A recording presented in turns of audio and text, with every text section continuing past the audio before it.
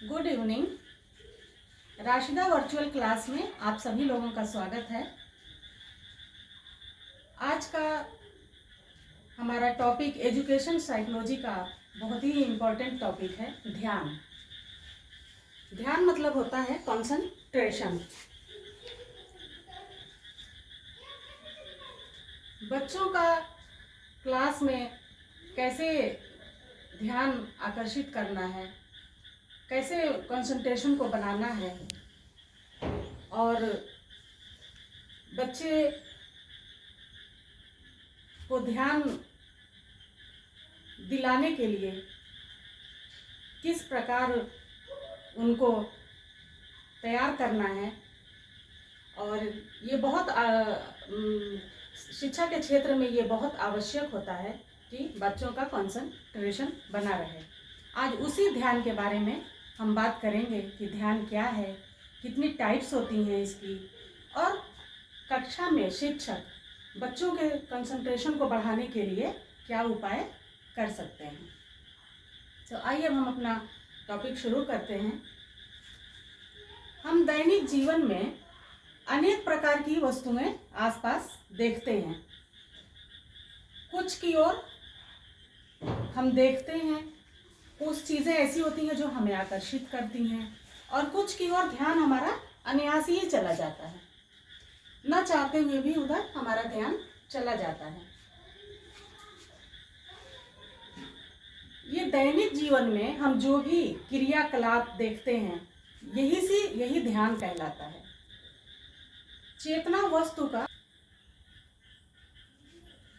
चेतना जो है वो वस्तु का स्वाभाविक गुण होता है। इसी चेतना के कारण ही हमें विभिन्न वस्तुओं का ज्ञान होता है। मान लीजिए जैसे किसी कमरे में कोई एक पुस्तक पढ़ रहा है, तो जो आसपास इस साइड होंगी उधर भी थोड़ा हमारा ध्यान जाएगा, जो सामने है वहाँ भी जाएगा, यानी मेज कुर्सी या आसपास कोई फोटो फ्रेम हो, कुछ भी हो, आसपास की सभी वस्तुओं पर हमारा ध्यान होगा। लेकिन जो चेतना का मुख्य केंद्र बिंदु है वो क्या होगा? बुक, जो हम सामने पढ़ रहे हैं। आसपास की वस्तुओं पे भी जाएगा, लेकिन जो मुख्य केंद्र बिंदु होगा वो क्या होगा? बुक होगा। जो चेतना के किसी वस्तु पर इस प्रकार के केंद्रित होने को ही हम ध्यान कहते हैं। जैसे बुक पे हमारा ध्यान क्या है? केंद्रित है। आसपास की वस्तुओं पे भी हमारा ध्यान जा रहा है, लेकिन बुक पर क्या है? केंद्रित है, कॉन्सेंट्रेट है। तो वो क्या है? ध्यान है। जब चेतना किसी वस्तु पे पूर्ण रूप से केंद्रित हो जाती है तो उसे ही हम ध्यान कहते हैं। डम्बिल ने, एजुकेशन साइकोलॉजिस्ट हैं, उन्होंने कहा किसी दूसरी वस्तु के बजाय एक ही वस्तु पर चेतना का केंद्रीयकरण ध्यान कहलाता है। इसको और स्पष्ट करते हुए मनोवैज्ञानिक वैलेंटाइन ने कहा, ध्यान मस्तिष्क की शक्ति न होकर संपूर्ण रूप से मस्तिष्क की क्रिया की अभिवृत्ति है। वैलेंटाइन के अनुसार जो ध्यान है, उन्होंने कहा कि वो मस्तिष्क की क्रिया की अभिवृत्ति है। ध्यान जो है वो दो प्रकार की होती है, दो टाइप्स की मानी गई हैं। पहला क्या है? बाह्य।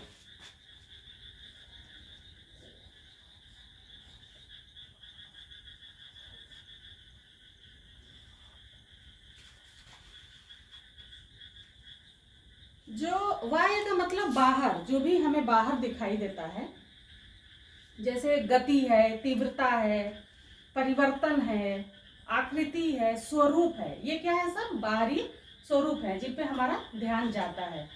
तो ये क्या है? बाह्य है। दूसरा जो है वो आंतरिक।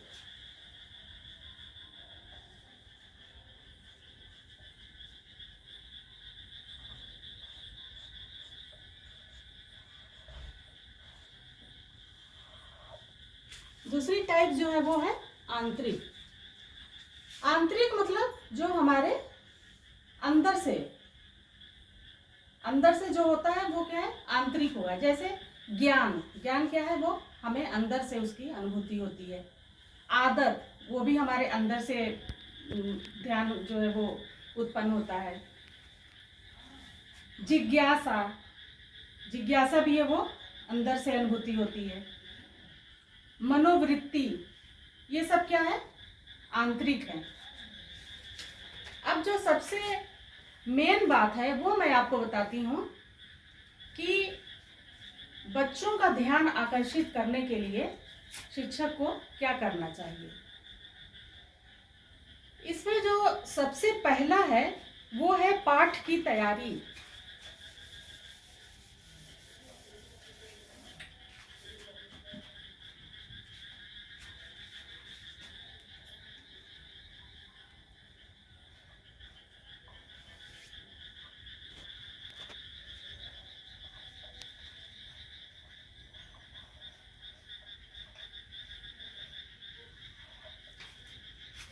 बच्चों का कंसंट्रेशन बढ़ाने के लिए सबसे पहला जो है वो शिक्षक को ये उपाय करना चाहिए, जो भी क्लास में लेसन पढ़ाना है, जिस पाठ को अगले दिन पढ़ाना है, शिक्षक उसको एक दिन पहले उस पाठ को अच्छी तरह से तैयार कर लें, उसके कुछ नोट्स बना लें। तो इससे क्या होगा, बच्चों को वहाँ पर पढ़ाने में आसानी होगी। और शिक्षक जब अच्छे से टॉपिक को या पाठ को पढ़ाएंगे तो बच्चों को कंसंट्रेशन बनेगा, उनको इंटरेस्ट आएगा। तो पहले से जो है जो पाठ पढ़ानी है उस पाठ को पहले से तैयार कर लेना चाहिए, उसके नोट्स बना लेने चाहिए। दूसरा है सहायक सामग्री का प्रयोग।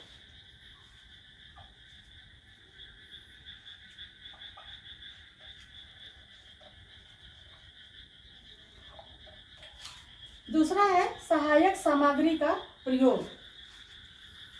सहायक सामग्री से मतलब ये है कि जो भी लेसन हमको पढ़ाना है उसमें किन किन सामग्री का, किन किन वस्तुओं का, किन चीज़ों का हमें पढ़ाते समय आवश्यकता पड़ेगी, वो पहले से हम तैयार कर लें और उसको भी हम क्लास में लेके जाएं। जैसे मान लीजिए कोई पाठ पढ़ाना है तो उसके लिए चार्ट पेपर बनाएं, चार्ट पे उसके बना लें, या फिर कुछ मॉडल हो, मॉडल ले लें, या ब्लैक बोर्ड है, ये पेन है, डस्टर है, ये सब क्या है? सहायक सामग्री है। शिक्षा के क्षेत्र में जब पढ़ाया जाता है तो ये सब शिक्षा को पूर्ण रूप से पढ़ाने के लिए बच्चों को सहायक सामग्री की आवश्यकता पड़ती है। तो ये सारे सहायक सामग्री जो है वो लेके जाना चाहिए। तो इससे क्या है, बच्चा को इंटरेस्ट आता है। हम चीज़ों को एक्सप्लेन करने के लिए ब्लैक बोर्ड पे बना के दिखाएं, चार्ट पे दिखाएं, मॉडल दिखाएं, तो बच्चा को कंसंट्रेशन बनता है, अच्छा लगता है, इंटरेस्ट आता है, तो बच्चा उस पर अपना ध्यान केंद्रित करेगा और अच्छे से पढ़ेगा और शिक्षा का जो उद्देश्य है वो पूर्ण रूप से समापन होगा। तीसरा है बालक की रुचियों के प्रति ध्यान।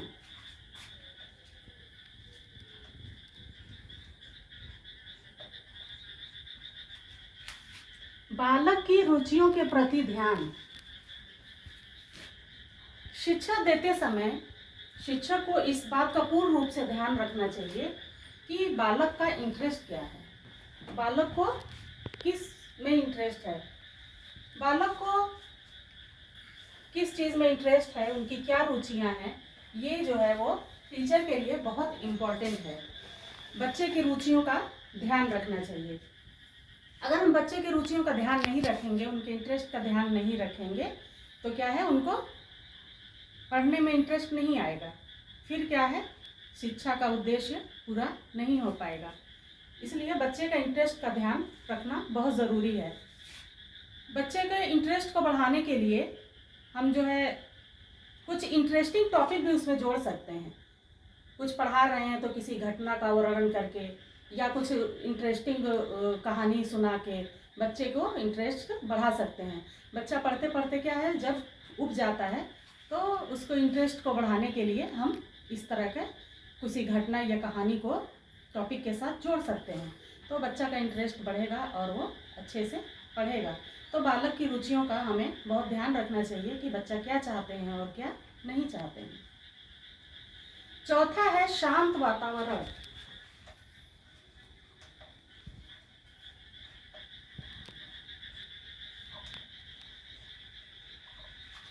शांत वातावरण, शांत वातावरण का मतलब ये है कि कक्षा में किसी प्रकार का शोरगुल नहीं होना चाहिए, वातावरण शांत होना चाहिए।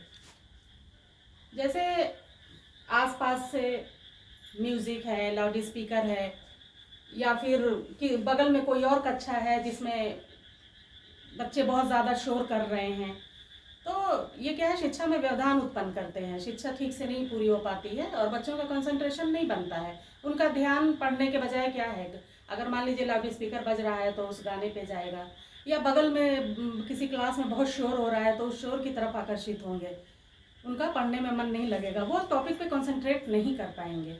तो कक्षा का वातावरण जो है वो क्या होना चाहिए, पूर्ण रूप से शांत होना चाहिए और आसपास भी कहीं से कोई शोरगुल नहीं होना चाहिए। ये कि शिक्षा के लिए बहुत ही इम्पोर्टेंट है और बच्चों का कंसंट्रेशन बनाने के लिए मोस्ट इम्पोर्टेंट है। अब पांचवा क्या है, विषय में परिवर्तन।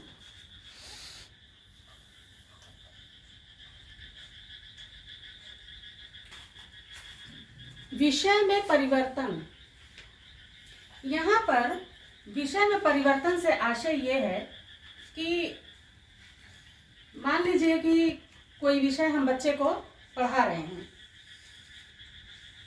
लेकिन बच्चे को क्या है, उस विषय में बिल्कुल इंटरेस्ट नहीं आ रहा है, बच्चे पढ़ना नहीं चाह रहे हैं, तो या विषय बहुत हार्ड है जो कि बच्चे नहीं पढ़ना चाह रहे हैं, तो हम क्या कर सकते हैं, विषय में अचानक हमारे अंदर परिवर्तन करने की भी क्षमता होना चाहिए।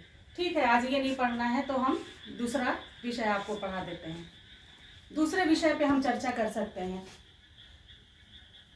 जैसे मान लीजिए कि बच्चे को हम साइंस पढ़ा रहे हैं, उसमें बच्चे को अगर मान लीजिए किसी टॉपिक पे इंटरेस्ट नहीं आ रहा है, तो बच्चे को ठीक है आज मत पढ़ो, हम कल ये पढ़ा देंगे, और विषय तुरंत परिवर्तित करके, जैसे हम खेल से संबंधित या किसी यात्रा वर्णन या कोई रोचक घटना बच्चे को सुना के और उसको जो है वो हम ध्यान केंद्रित कर सकते हैं, उनका कंसंट्रेशन बना सकते हैं। फिर जब वो फ्रेश हो जाए फिर से हम चाहे तो अपना विषय पढ़ा सकते हैं। 6 पॉइंट है बालक की प्रवृत्तियों का ज्ञान।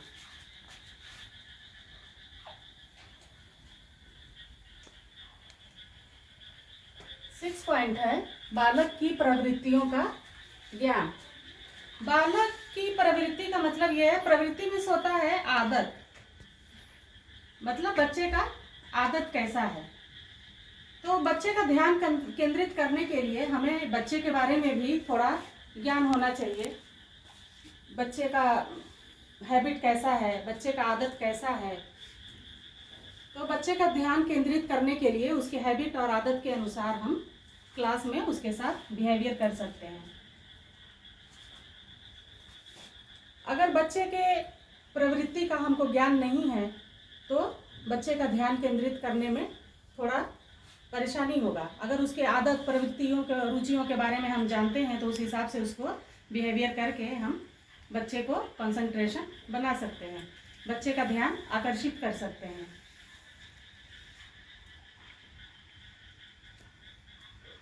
इसके बाद है आपका टॉपिक शिक्षण की विभिन्न विधियों का प्रयोग।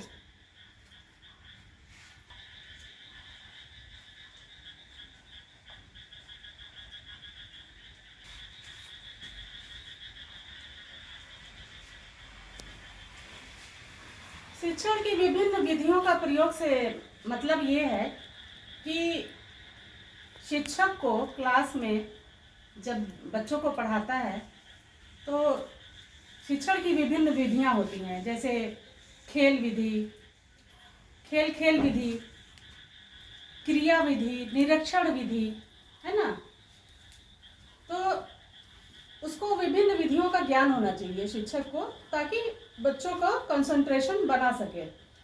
कुछ टॉपिक ऐसे हैं जो बच्चों को अगर हम खेल विधि से पढ़ाते हैं, खेल मतलब जैसे ऐसा मतलब उनको पढ़ाएंगे कि खेल रहे हैं, खेल के द्वारा ही हम उनको खेल विधि का प्रयोग करके ज्ञान देंगे, तो बच्चे का क्या है, ध्यान आकर्षित होगा, कंसंट्रेशन बनेगा। या करके सीखो, मतलब जो बच्चे को अगर हम जैसे हम कोई चीज़ बता रहे हैं वो उतना इफेक्टिव नहीं होता, लेकिन अगर वही चीज़ हम बच्चे को करके दिखाते हैं, प्रैक्टिकल करके दिखाते हैं, तो बच्चे को ज़्यादा कंसंट्रेशन बनता है और समझ में आता है और वो कभी नहीं भूलता। तो बच्चों को क्या है ना, क्रिया विधि से प्रैक्टिकल करके मतलब दिखाना चाहिए, तो इससे क्या है, बच्चों को इंटरेस्ट आता है। तो विभिन्न विधियों का हम प्रयोग कर सकते हैं, खेल खेल द्वारा सिखा सकते हैं, कि करके दिखा सकते हैं।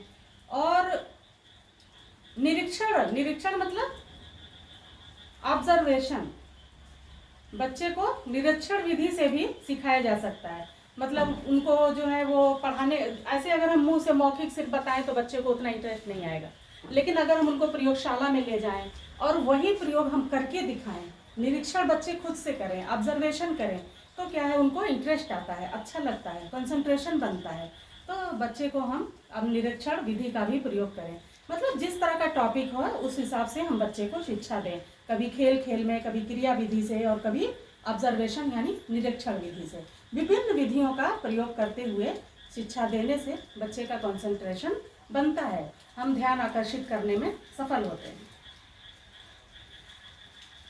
अब आपका आखिरी पॉइंट और सबसे मोस्ट इम्पॉर्टेंट पॉइंट ये है, बालकों के प्रति उचित व्यवहार।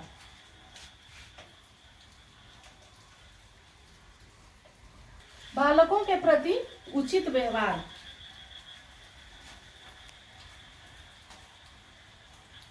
बच्चे का कंसंट्रेशन बनाने के लिए, उनका ध्यान आकर्षित करने के लिए सबसे जो मोस्ट पॉइंट है वो ये है कि हमारा शिक्षक का व्यवहार जो है वो बालक के प्रति उचित हो, अच्छा हो, तो बच्चा का क्या है, ध्यान आकर्षित होता है और कंसंट्रेशन बनता है।